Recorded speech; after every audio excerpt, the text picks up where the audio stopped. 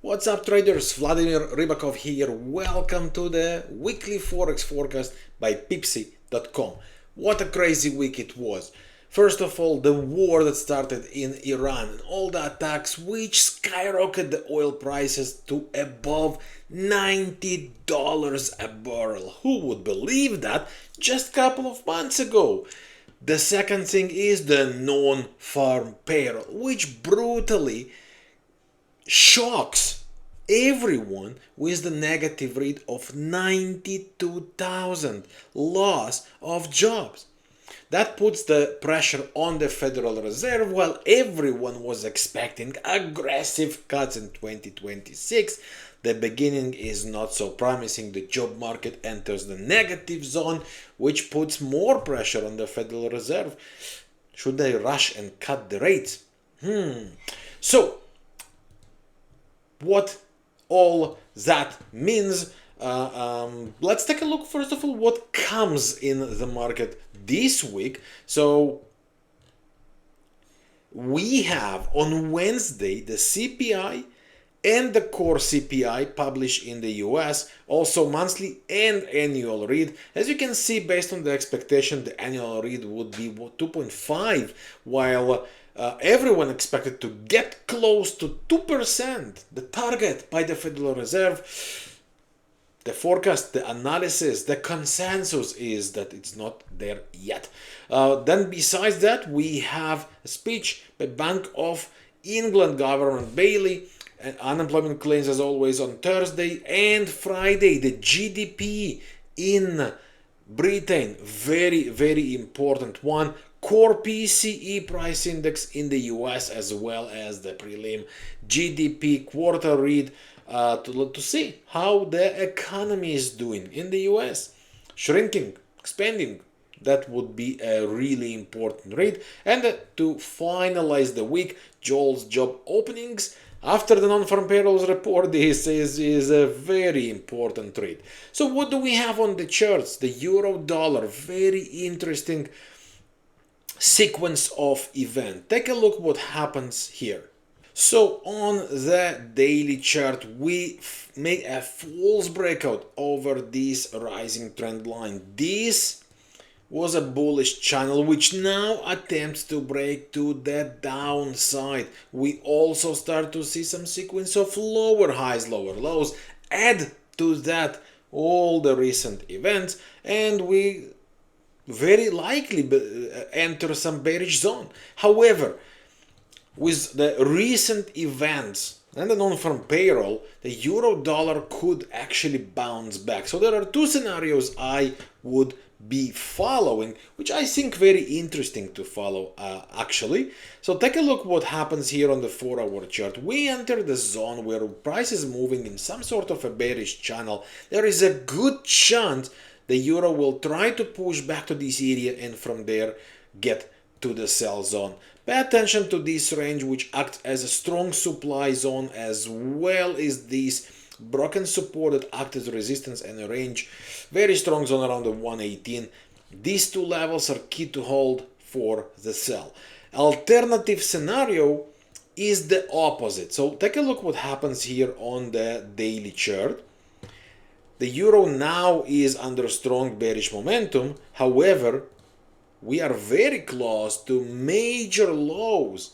So if the euro pushes down first of all as the week opens, and then maybe we see some surprising read on the CPI, that could trigger the buy opportunity right from the bottom. So if we go back to the 4-hour chart, if the euro dollar managed to complete these kind of waves, so we got two waves already, 1, 2, and if that becomes a little range and the final leg down takes place right to the lows from the daily chart, look for the lower lows on the chart versus higher lows on the MACD to trigger a bullish divergence, and from there look for buy opportunities.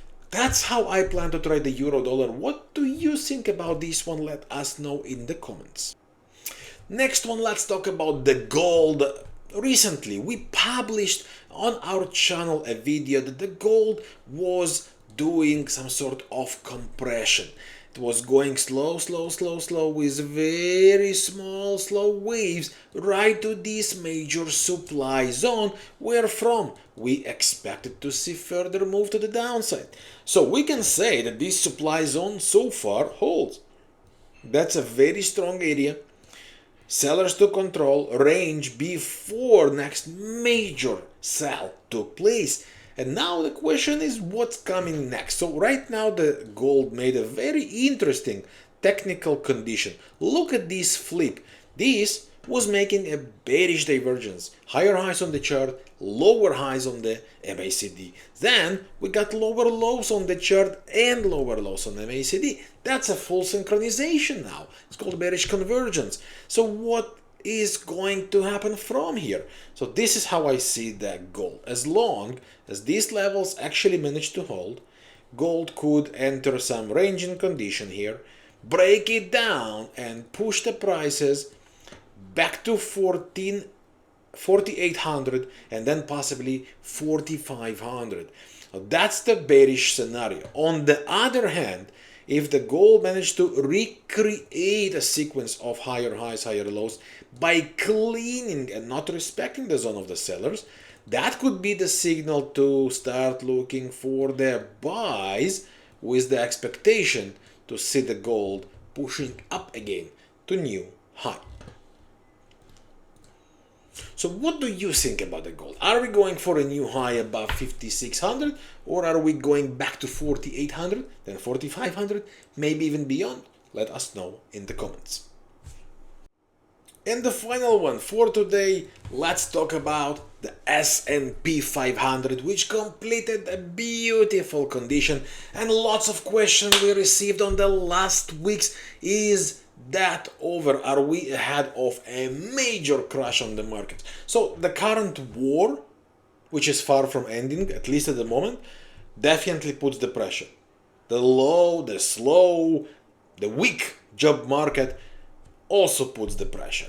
Tariffs and all the recent actions also puts the pressure. There are enough pressures right now at the moment to keep making it going down. Is it a crash coming?